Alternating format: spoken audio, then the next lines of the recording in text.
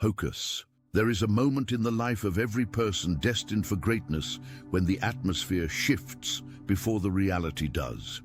You can feel it.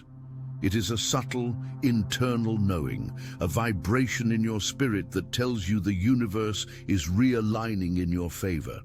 It is not a coincidence, it is a scheduled appointment with destiny.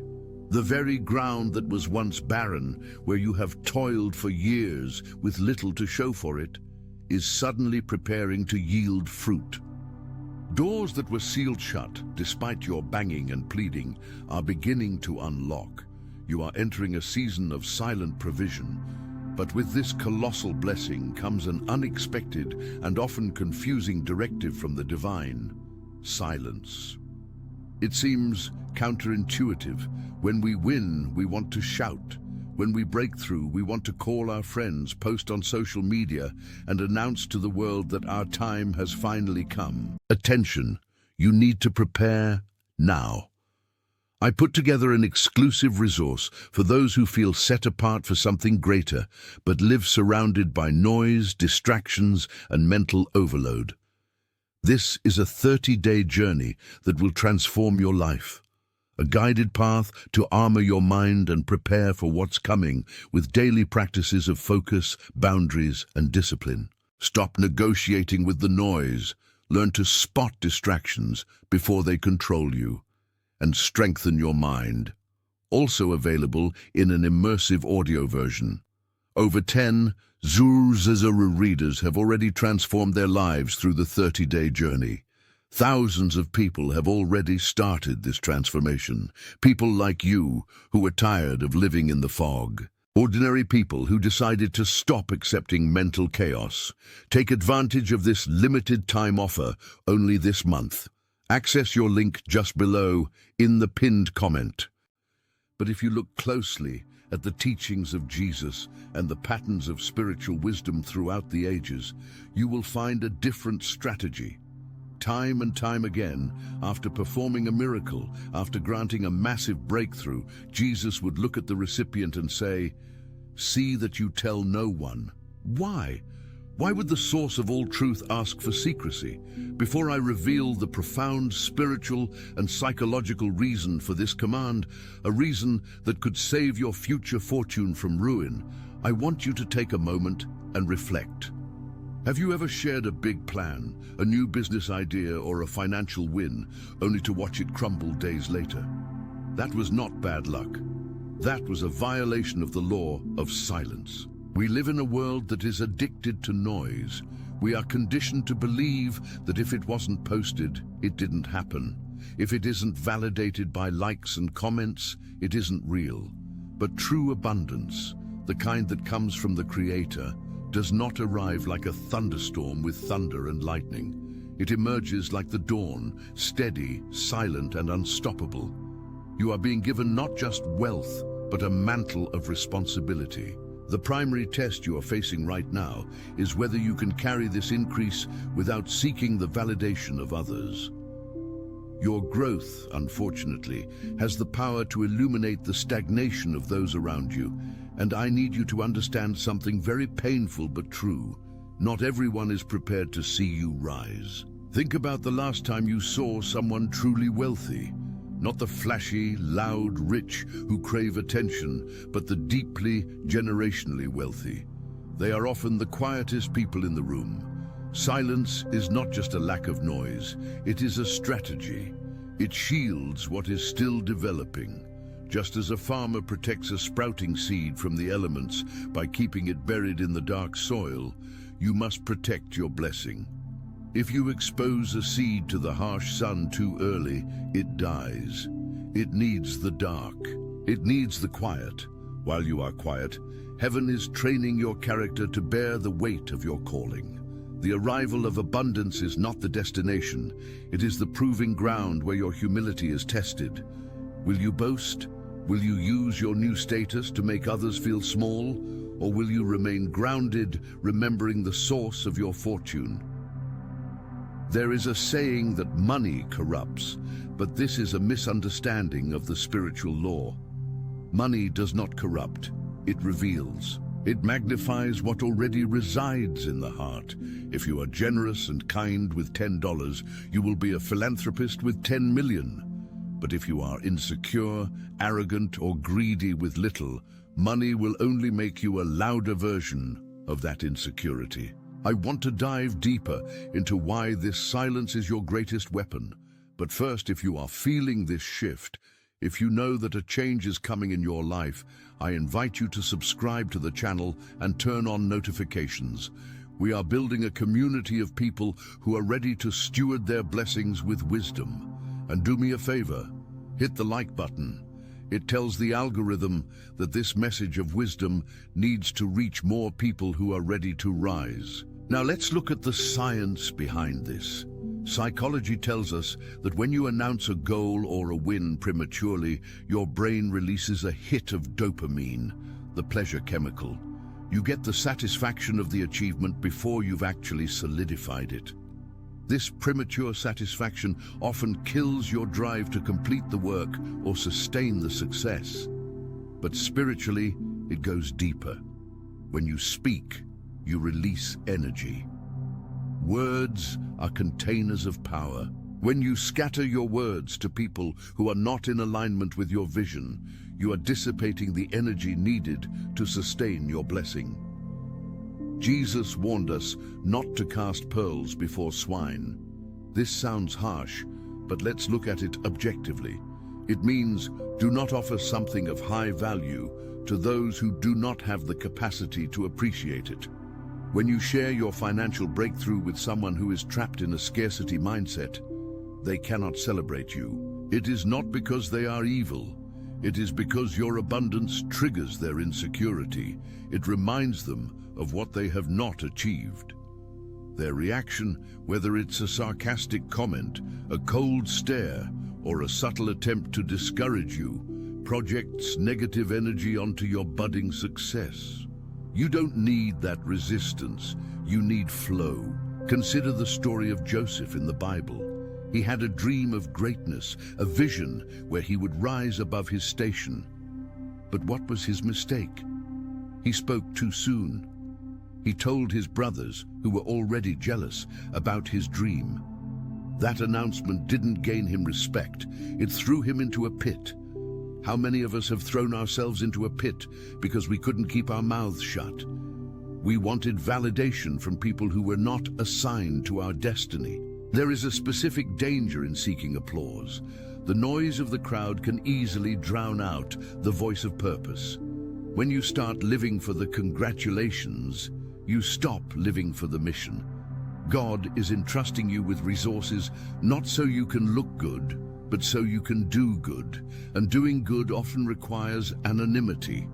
The most powerful acts of charity are the ones that no one knows about. Let's talk about the crab bucket mentality. If you put a single crab in a bucket, it can easily climb out. But if you put a bunch of crabs in a bucket, the moment one tries to climb up, the others will pull it back down.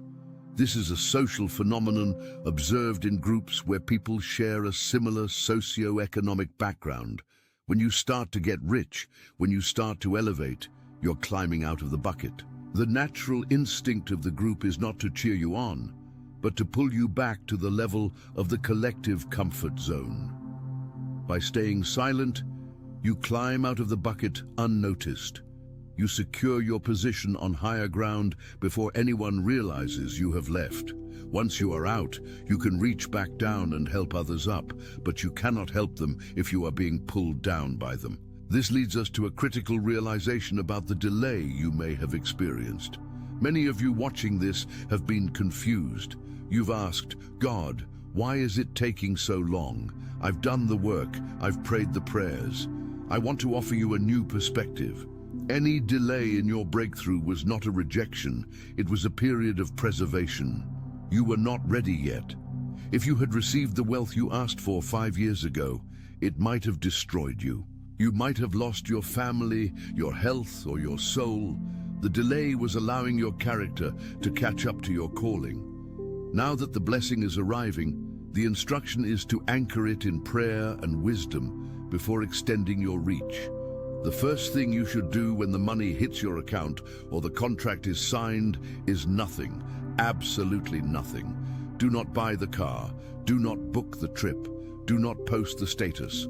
Go into your secret place, close the door, and say, "Thank you." Ask for the strategy for the next step. In this quietude, you will receive divine guidance that transcends worldly logic. You might be told to save, to invest in something obscure, or to give a specific amount to a specific person. If your ears are filled with the noise of celebration, you will miss the whisper of instruction. I want to challenge you right now. Think of one thing, one major move you are planning, or a success you just had. Make a covenant with yourself that you will not speak of it to anyone outside of your absolute inner circle, your spouse or a trusted spiritual mentor, for the next 30 days. Can you do it? It's harder than you think. The urge to spill is strong. But if you can hold that energy, you will see it multiply. Before I tell you how to handle the inevitable questions people will ask when they notice your life changing, I want to address the why. Why does God trust the silent ones? Because silence signals trust. When you don't feel the need to prove your success to others, it shows that you are secure in your identity. You know who you are, with or without the money. This is the posture of a true steward. A steward manages resources that belong to another. You are managing God's resources. A good manager doesn't run around bragging about the owner's money. They quietly increase it. When people eventually notice, because they will notice, that you are dressing better, looking more rested, or that your problems seem to have evaporated, they will ask, "What's going on with you?" This is the moment of truth. You do not need to lie, but you do not need to give the full ledger of your life. Jesus taught us to be wise as serpents and harmless as doves. A wise answer is vague but truthful. "I've been very blessed lately," or "I'm just grateful for some new opportunities." That is enough. You do not need to show them the bank statement. Your peace is the proof. Your stability is the evidence. Let's go deeper into the lottery winner curse. Statistics show that a terrifyingly high percentage of lottery winners go bankrupt within a few years. Why? Because they lack the internal infrastructure to hold the external weight of wealth. But more importantly, they became targets. When you signal to the world that you are a source of easy resources, you attract parasites. People who haven't spoken to you in 20 years will suddenly appear, claiming a connection. By practicing silence, you protect yourself from predators. You allow yourself the time to discern who is truly your friend and who is in love with your wallet. There is a spiritual concept called the secret place. Psalm 91 speaks of dwelling in the secret place of the Most High. There is safety in secrecy. When your business is hidden in God, the enemy cannot sabotage it because he cannot see the full blueprint. When you broadcast your every move, you are handing the opposition a map of your vulnerabilities. Keep your blueprint in the dark room of prayer. Develop your photos in the darkroom before you display them in the gallery of life. Now I want to speak to the loneliness of this path. When you choose silence and growth, you may feel isolated. You can no longer participate in the gossip of your old circle. You can no longer complain about how hard it is just to fit in, because it's not hard for you anymore, it's flowing. This transition can feel like losing friends. But remember, elevator capacity is limited. You cannot take everyone to the top floor.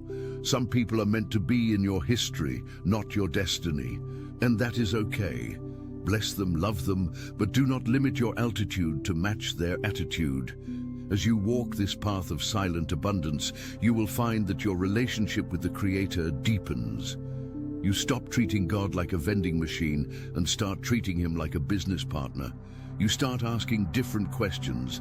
Instead of "God, give me," you ask, "God, how should I manage this?" This shift from consumer to manager is the key to generational wealth. The money is just a tool. The real asset is the wisdom to keep it and grow it. Let's address the concept of stealth wealth.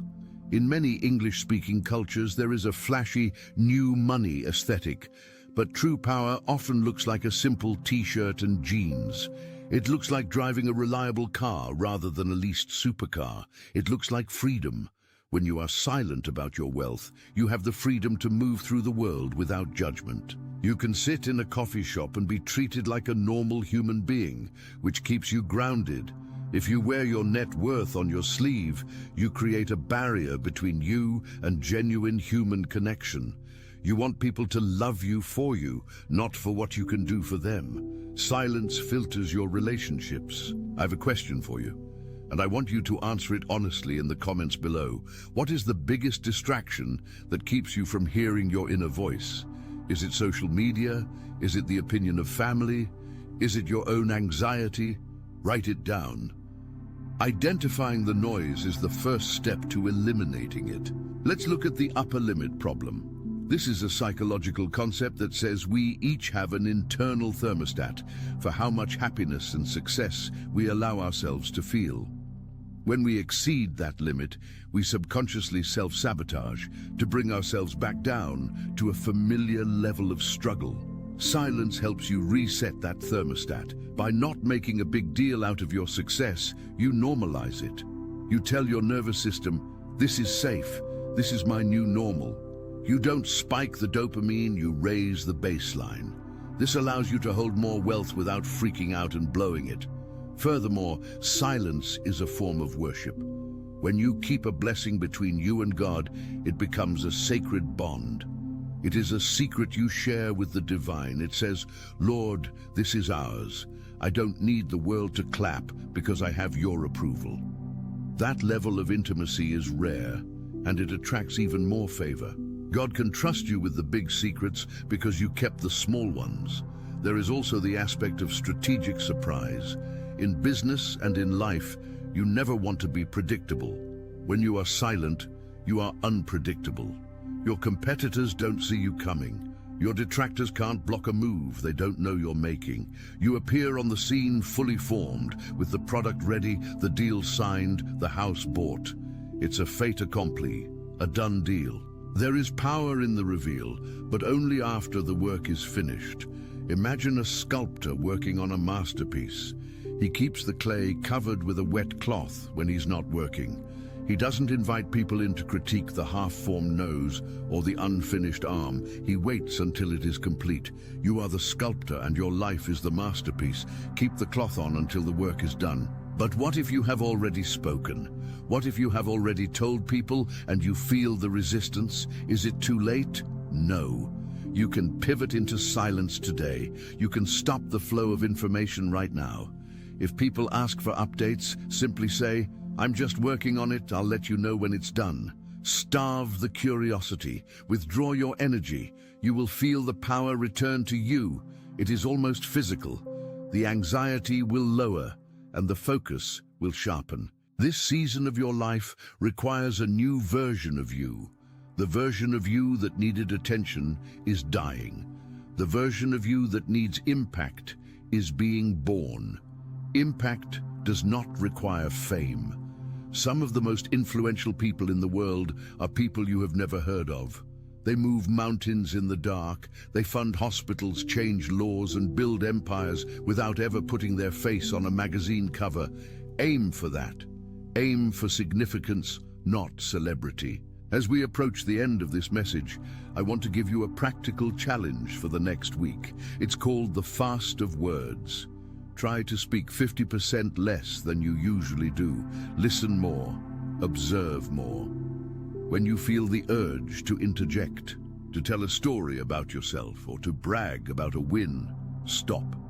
Swallow the words. Feel that energy building up inside you. Direct that energy into your work, into your prayers, into your workout. Watch how much more productive you become. Watch how people start to lean in when you do speak, because your words have become rare and valuable. Scarcity creates value. If you are always talking, your words are cheap. If you are silent, your words are gold. Your breakthrough is not a lottery ticket, it is a blueprint for a bridge that will lead your family out of lack and into legacy. But bridges are built one stone at a time, often in the fog, often in the early hours of the morning when everyone else is asleep. Keep building. Don't worry about the spectators. Don't worry about the critics. They are watching the show. You are writing the script. Remember, the best answer to those who doubted you, the best answer to those who ignored you is not a speech. It is your life. It is your peace. It is your sustained, quiet, undeniable rise. When you get rich, and I believe you will if you follow these principles, let your complete silence be the loudest thing about you. Let your results do the talking. The fruit does not need to explain itself. It just tastes sweet. Be the fruit. This is a journey and you are just getting started. The shift is here. The provision is coming. The test has begun. Pass the test of silence and you will unlock the vaults of heaven. If this message resonated with your spirit, if you felt that internal yes, then this was for you. Do not let this moment pass. Subscribe to the channel right now. Join us. We are walking this path together. Share this video with one person, just one, who you know is ready for this level of depth. But do it quietly. Send it in a direct message.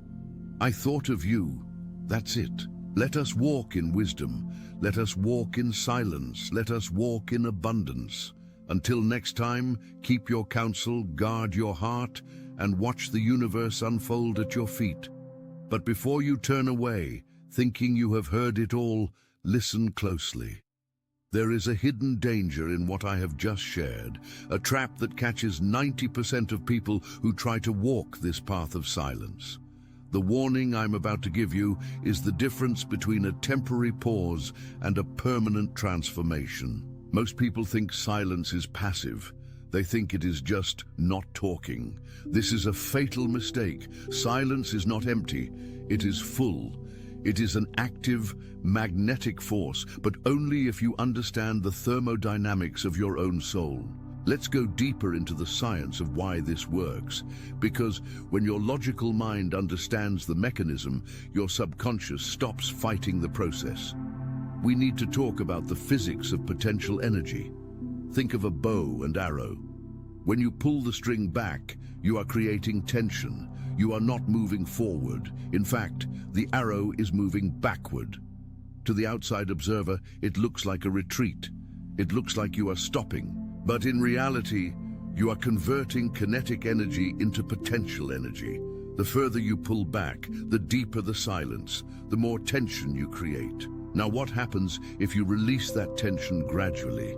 What happens if you let the string slide forward inch by inch? The arrow simply falls to the ground at your feet. It goes nowhere. This is exactly what happens when you leak your plans. Every time you tell a friend about your new business idea, every time you post a cryptic quote on social media hinting at your success, every time you seek validation for a move you haven't made yet, you are releasing the tension of the bowstring. You are dissipating the potential energy. You get a tiny hit of dopamine, a momentary feeling of relief and significance, but you have robbed the arrow of its flight. You have traded a mile of distance for a moment of comfort. Neuroscience confirms this. This is not just spiritual metaphor, it is biological fact.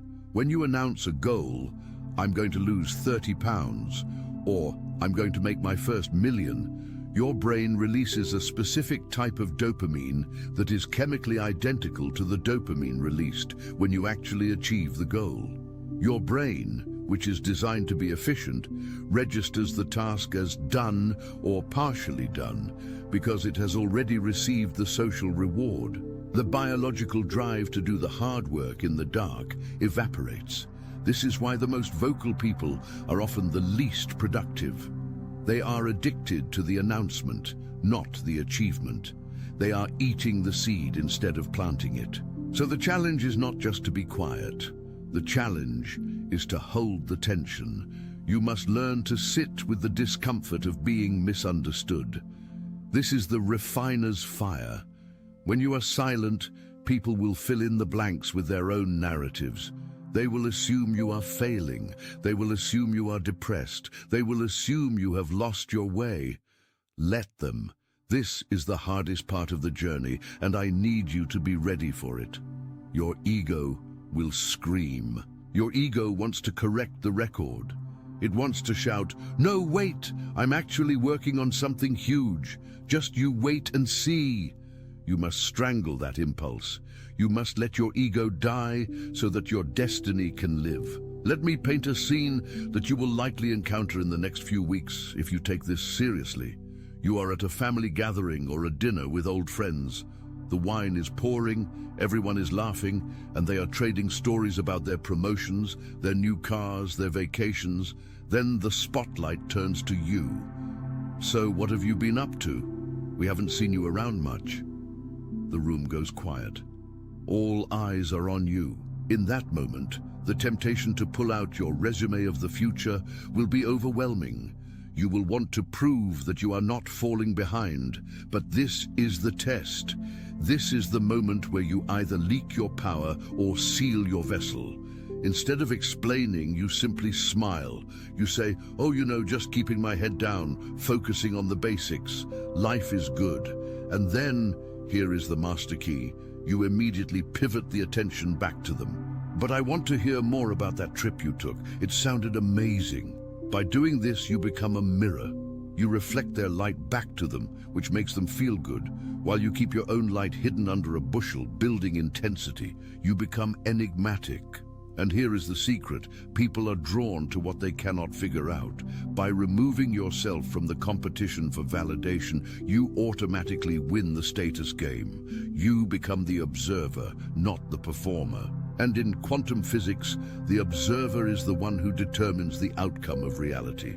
Now, I need to address a darker aspect of this, something that is rarely spoken about in polite society, but is absolutely critical for your survival. We must talk about the evil eye. You don't have to be superstitious to understand the psychological reality of envy. In the West, we like to pretend that everyone wants the best for us. We are taught that our friends and family are our biggest cheerleaders. I'm sorry to break your heart, but this is statistically untrue. When you evolve, you unconsciously hold up a mirror to the people around you. Your discipline highlights their laziness. Your silence highlights their noise. Your growth highlights their stagnation. They may love you, but your success triggers their insecurity.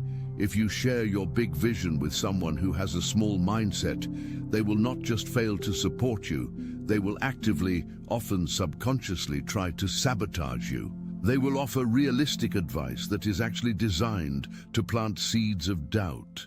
They will remind you of your past failures. They will try to protect you from disappointment, when in reality, they are protecting themselves from the pain of watching you outgrow them. This is why silence is a shield. You cannot be attacked if you are not seen. You cannot be sabotaged if no one knows where you are building. Think of the stealth bomber. It does not announce its target.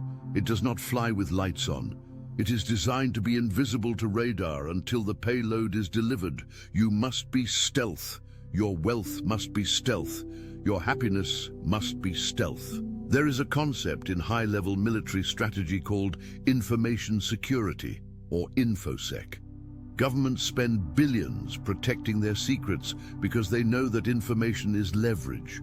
Why do you treat the information of your life so cheaply? Why do you give away your leverage for free over a cup of coffee? Stop casting your pearls before swine, lest they trample them under their feet and turn and tear you to pieces. That is not just a biblical verse.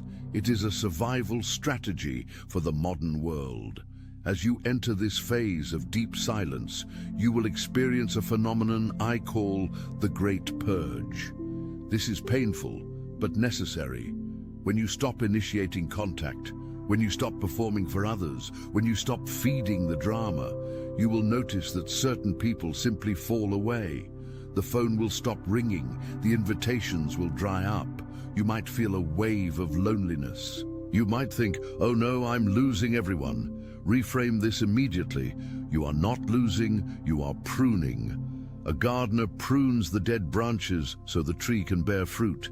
The universe is clearing space for the new people, the new opportunities, and the new frequencies that match your future, not your past. Do not chase what is leaving. Do not try to glue the dead leaves back onto the tree. Let them fall. The silence is creating a vacuum, and nature abhors a vacuum. It will be filled, but only if you hold the space open long enough for the right things to enter. This brings us to the incubation period. Every living thing in nature goes through a period of darkness before birth. The seed is in the dark soil. The baby is in the dark womb. The caterpillar is in the dark chrysalis. Why do we think we can birth a new life in the spotlight? You need the darkness. You need the privacy. The chemical reaction that transforms a caterpillar into a butterfly is violent and messy. If you were to cut open a cocoon halfway through the process, you wouldn't see a half caterpillar, half butterfly. You would see a soup of genetic material. It looks like chaos. It looks like death. If you are in that messy middle right now, where the old you is gone but the new you hasn't arrived, and everything feels like soup, do not panic. And do not invite people into the operating room. They will look at the mess and tell you that you are dying. They will tell you to go back to being a caterpillar because it was safer. They cannot see the wings forming. Only you can feel them. Keep the door locked. I want to give you a specific technique to use during this incubation. Attention, you need to prepare now. I put together an exclusive resource for those who feel set apart for something greater, but live surrounded by noise, distractions, and mental overload. This is a 30-day journey that will transform your life. A guided path to armor your mind and prepare for what's coming with daily practices of focus, boundaries, and discipline. Stop negotiating with the noise. Learn to spot distractions before they control you. And strengthen your mind.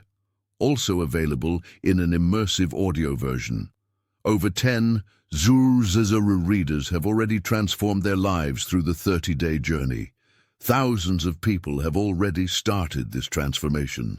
People like you who are tired of living in the fog. Ordinary people who decided to stop accepting mental chaos. Take advantage of this limited time offer only this month. Access your link just below in the pinned comment.